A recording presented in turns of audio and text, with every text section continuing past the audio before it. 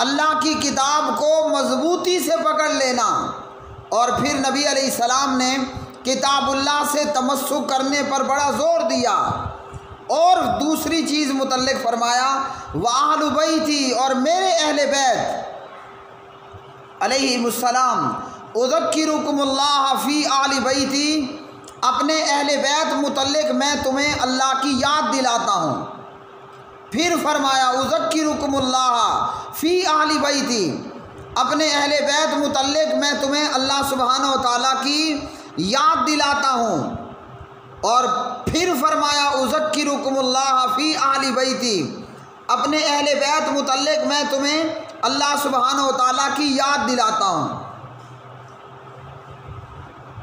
3 مرتبہ حضور نبی کریم علیہ السلام نے یہ جملہ دہرایا۔ اب اس جملے کا کیا مطلب؟ اس جملے کا مطلب یہ ہے کہ میں تمہیں اپنی اہل بیت متعلق اللہ سبحانہ و تعالیٰ کی یاد دلاتا ہوں، مطلب میرے اہل بیت کے ساتھ برا مت کرنا، میرے اہل بیت کے ساتھ اچھا کرنا۔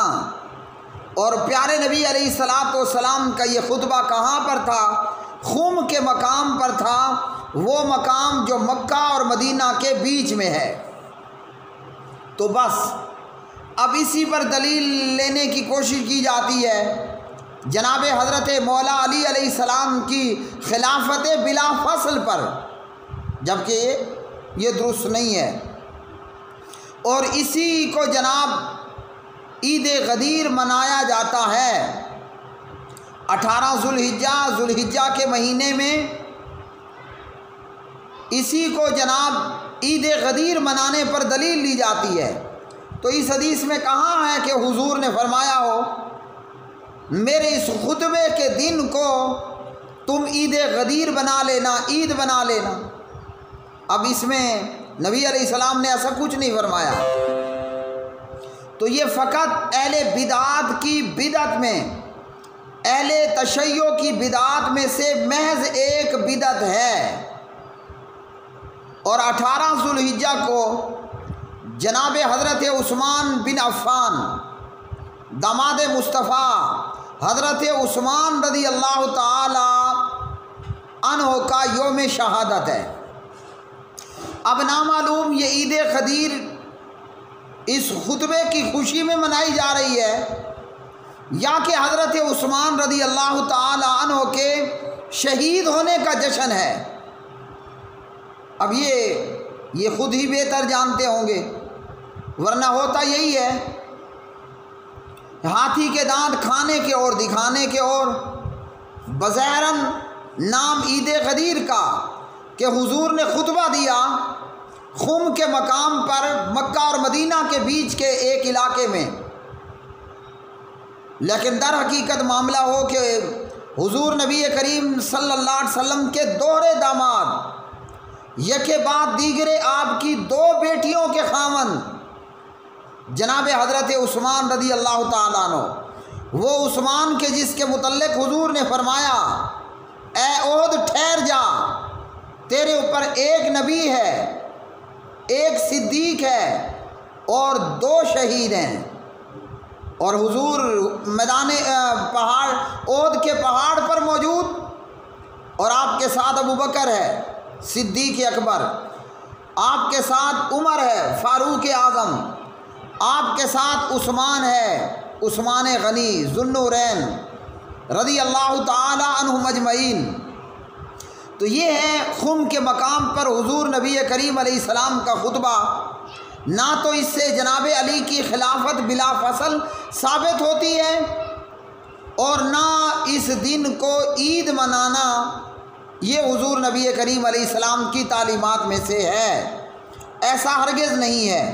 ہاں یہ محض ایک بدعت ہے، اور اسلام کے اندر محض جو ہے وہ 2 عیدیں ہیں، ایسی کسی بھی تیسری عید کا اسلام کے ساتھ کوئی تعلق نہیں ہے، ایسی کسی بھی تیسری عید کا اسلام میں دور دور تک کوئی تعلق نہیں ہے۔ اور پھر اس عید کے حوالے سے اہل تشیع کے امام اس عید کے حوالے سے اہل تشیع کے امام خمینی یہ کہتے ہیں کہ جناب یہ عید اکبر ہے، لا حول ولا قوت الا باللہ، لا حول ولا قوت الا باللہ، یہ تو عید ہی نہیں ہے، عید اکبر کہاں سے ہو گئی؟ اور کہا کہ اس موقع پر مبارکباد پیش کرنی چاہیے، اور ہر پیغمبر کو اس دن کے احترام کا کہا گیا، اور ہر پیغمبر کو اس دن کے عید منانے کا کہا گیا، اور ملائکہ عید غدیر مناتے ہیں آسمانوں میں۔ انا للہ و انا الیہ راجعون۔ اتنا لمبا گڑن تو اتنی لمبی چھوڑی، جبکہ یہ بات کسی طور پر بھی درست نہیں ہے۔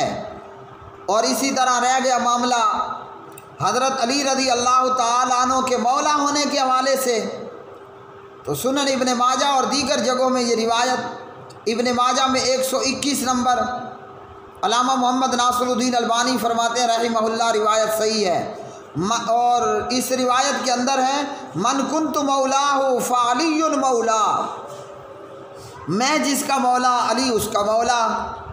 اب مولا کا معنی مددگار نہیں ہے، مولا کا معنی ہے دوست۔ اس حدیث کا مطلب کیا ہے؟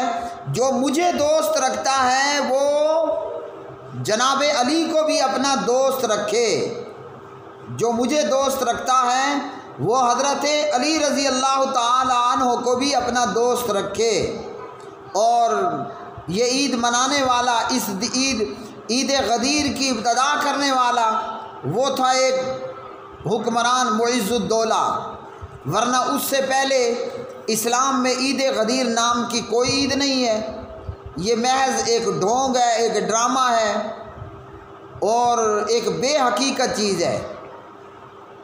اور ہر ایک مسلمان کو چاہیے کتاب و سنت کے مطابق عقائد اور اعمال اختیار کرے، ایسا نہ ہو کہ بہت کچھ کرنے کے باوجود قیامت کے دن میں دامن نیک اعمال سے خالی ہو۔